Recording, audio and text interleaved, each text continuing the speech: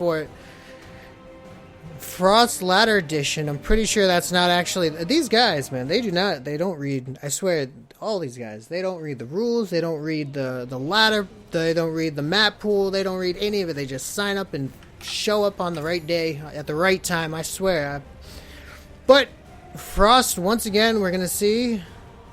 It's going to be a TVZ. The teacher at the top left will be our red Terran player, and the Zerg player on the bottom left will be Zode, our Zerg player from Clan 440. Whatever that means. 440. I'm sure that has some very interesting story behind it. 440. What could it mean? Could it be some kind of binary code? Some kind of alternate language from the whatchamacallit? From the Lord of the Rings saga? Could it be like everyone in the clan, like they all put in their age and then they like divided it by 17, or like and then like found the square root and it ended up to be 440? I don't know.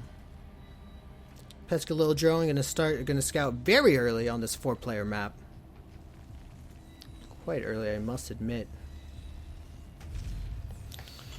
We've got a refinery going down reasonably behind the racks.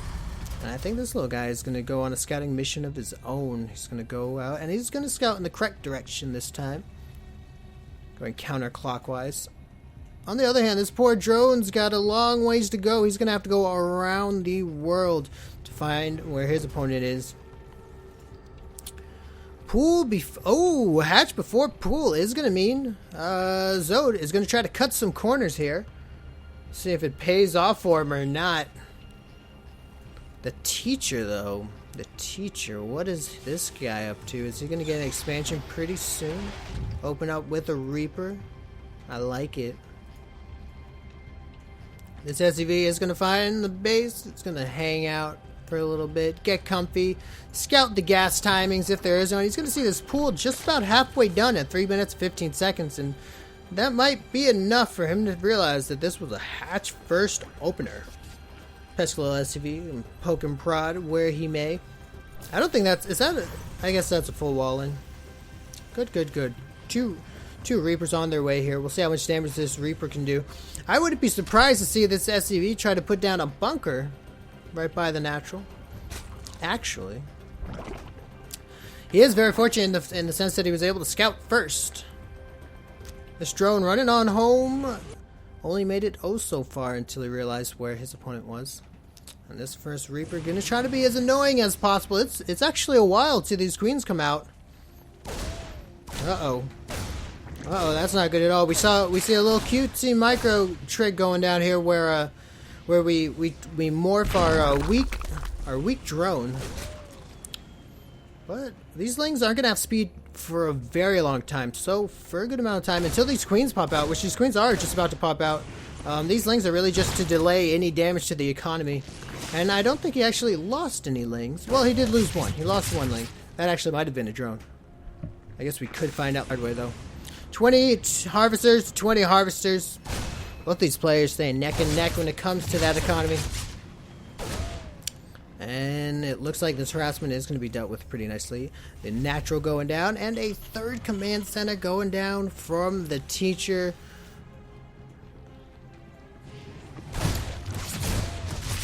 If he put down one more command center, we would have to call him Dragon. Dragon, notorious for being a very greedy Terran player.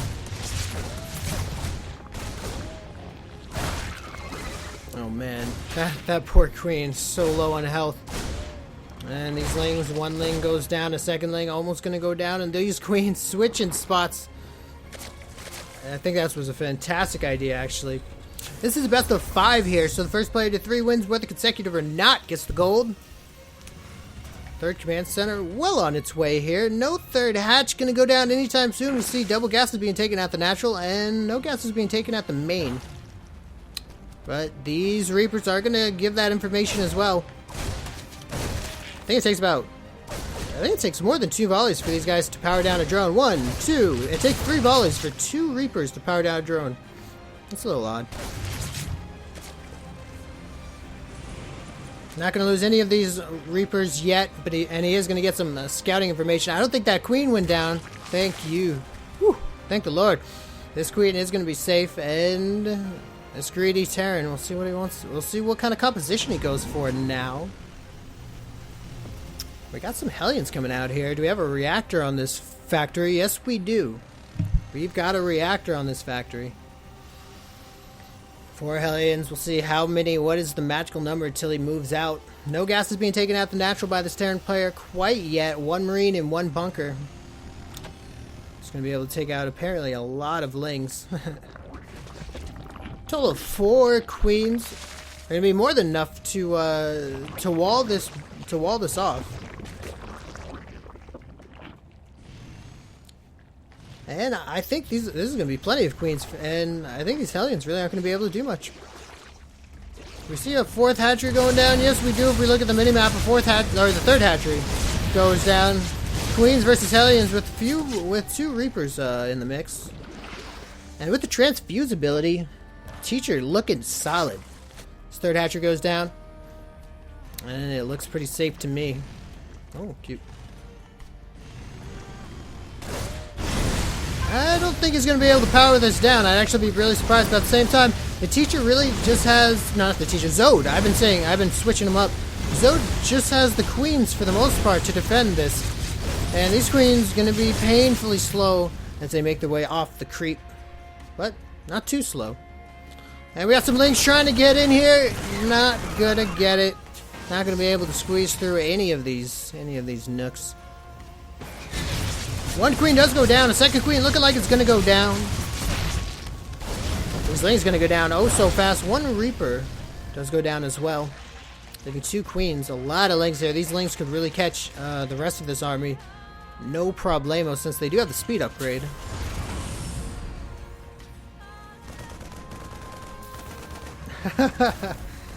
Go Zode, go Zode. Zode getting his 3rd expansion. His 3rd expansion is going to be safe here as 3rd expansion for the Teacher. Looking pretty safe here. But Zode moving on over here. Going to put on some aggression here. We'll see if we get a lift off. These mules, though, are going to get taken out. And that's a few hundred minerals that the Teacher would have loved to have had in the bank. Uh-oh. Uh-oh. Oh, no. That was looking a little too scary right there.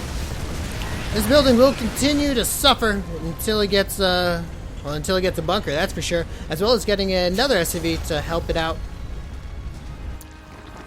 We do see the Sim City beginning here, so that Lings cannot surround it once again as easily. And will we see the 4th hatchery going down anytime soon? What is this composition that we're working with here? We're seeing a lot of Lings coming out, as well as the Baneling tech being used. The centrifugal hook's going to give the speed upgrade to the Banelings. And some very nice crease spread going on across this map here. The crease spread has only just begun. But as more and more tumors are added, this crease spread gets dangerously fast, dangerously quick.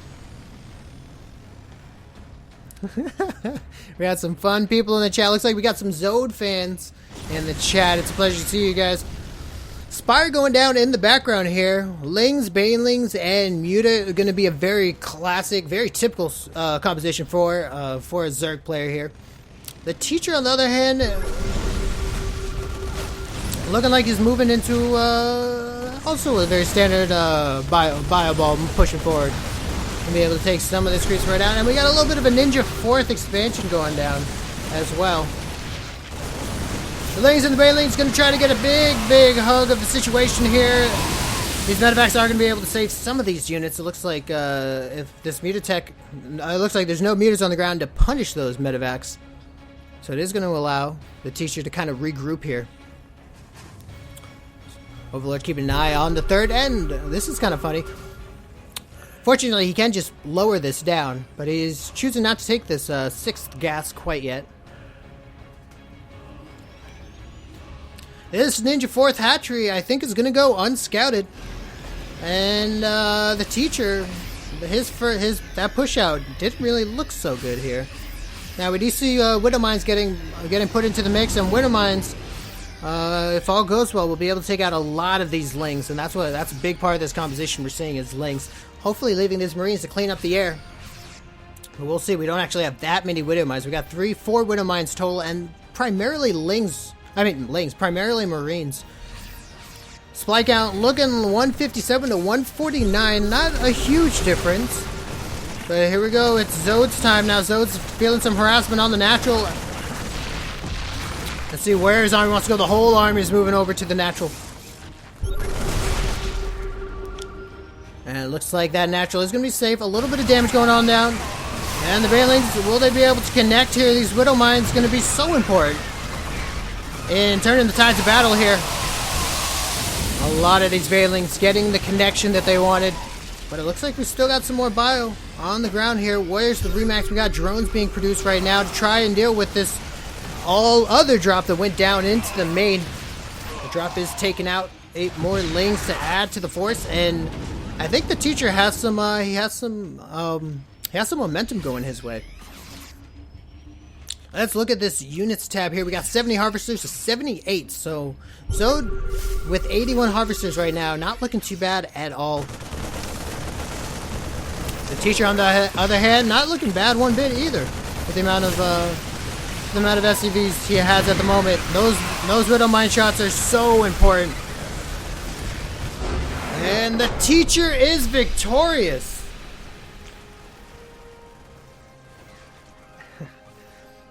If we look over here at the Ninja Fort, it was also taken out by the teacher. Ooh,